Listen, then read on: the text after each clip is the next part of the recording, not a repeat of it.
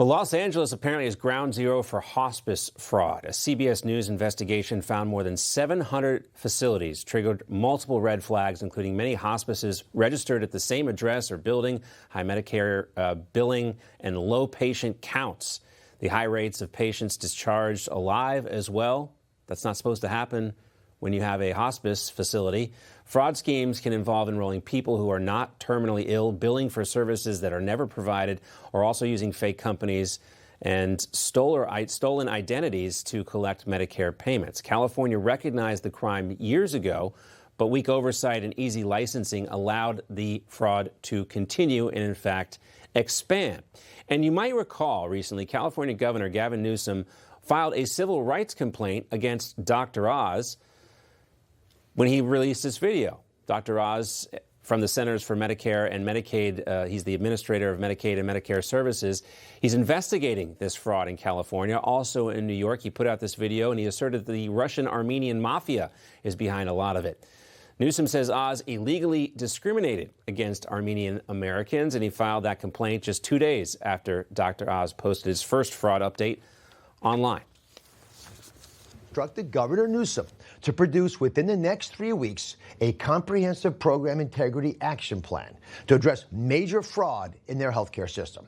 LA County should be ashamed of the 2022 California State Auditor Report showing that their number of hospice agents increased by 1,500% since 2010. I'm hearing horror stories from seniors duped by these fraudsters because California is not stopping these criminals. Governor Newsom, the clock is ticking. All right, let's welcome in TPUSA contributor Morgonn McMichael and Ari Hoffman, West Coast editor for the Post Millennial. Morgan, Gavin Newsom doesn't want to talk about this, does he? No, he doesn't. And honestly, this is a huge political play by him. You know, if he actually cared about being the governor of California and cared about the billions of taxpayer dollars that are funding this fraud, he would actually do something instead of calling Dr. Oz racist for actually investigating what is going on in our country. It kind of reminds me of recently the fraud that was exposed in Minneapolis with the daycares, but now we're just seeing it in California with hospice. And I actually want to applaud CBS for also exposing what is going on in the state of California because, you know, they're a mainstream network, not necessarily going to show what's really going on and how this is impacting the American people. But I mean, we are talking about billions of dollars that are taxpayer funding this hospice fraud scheme. And I think it needs to be uncovered more. I think we need to hold the people who are committing this fraud accountable. And it's definitely very questionable that we're seeing some locations have 90 hospice cares registered to the same address. A little suspicious, if you ask me. A lot suspicious.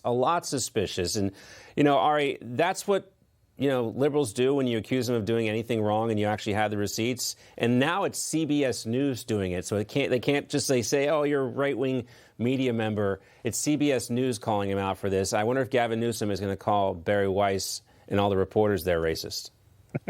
Well, we saw what happened in Minnesota, where Tim Walz had to suspend his reelection campaign because of these allegations. Gavin Newsom gave a statement in that CBS article where he said his administration takes this stuff very seriously and they're investigating it. But, John, he's been in office for years. Why is he only looking into it now? The biggest liability that Gavin Newsom has, if he wants to run for president, is Gavin Newsom. His record is a colossal failure. This isn't the first time we find allegations of fraud in California. Look at Los Angeles. Look at Los Angeles County. Look how bad the homeless situation is there, and they're spending record amounts of money. This is the same state that pays for health care for illegal aliens, gives them health insurance, and broke their budget because of it. I wonder how much of California's budget problems are because of fraud and what they're spending it on rather than actually any other problem. I think that's really the root of it, and Gavin Newsom has all this as baggage heading into his potential presidential run. Yeah, he's getting absolutely raked for throwing more money at the homeless problem, which he's made worse. The guy destroys everything he touches. And, you know, he's shameless as well. It's just absolutely crazy how he can look at the camera and talk about how successful California is when these issues keep coming up over and over again. All right, folks, let's talk about the Save America Act. Here's what the Majority Leader John Thune says we can expect next week. And next week, I will be bringing the Save America Act to the floor. and we'll be having a full and robust debate. Mr. President, I can't guarantee an outcome on this legislation, but I can guarantee that we are going to put Democrats on the record, that they will be forced to defend their outrageous positions on these issues and explain to the American people why common sense and the Democratic Party have parted ways. Morgan, is John Thune doing enough to get this piece of legislation passed? You know, I honestly don't think it is enough. The Save America Act needs to pass, honestly, to safeguard our elections for the future. The fact that this hasn't already been a federal law that you have to have an ID to vote in this country is ludicrous to me. And I don't think that Democrats talking about why they don't think, we need voter ID, or talking about how, not all Americans have access to ID, which is completely bogus, is quite enough. We've seen Democrats talk about how much they love surgeries, transgender surgeries for minors, how much they're not going to protect the next generation. I really feel like we need to get this the America Save Act across the finish line so that we can actually protect our elections for the future. And if that means, the filibuster, nuking the filibuster, I know you were talking about it earlier, then so be it. Ari, what do you think? Hey, nuke the filibuster, then codify the filibuster right afterwards. If you already nuked it, that's something you can do.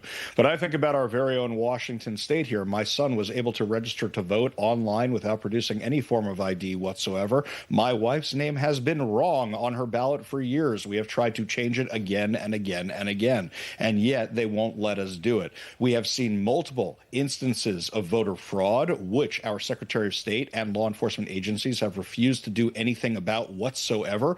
Our very own Secretary of State refuses to turn over any records to the Department of Justice, which has me asking, what does he have to hide? If you want to make people like Ari Hoffman look like they don't know what they're talking about, turn it over.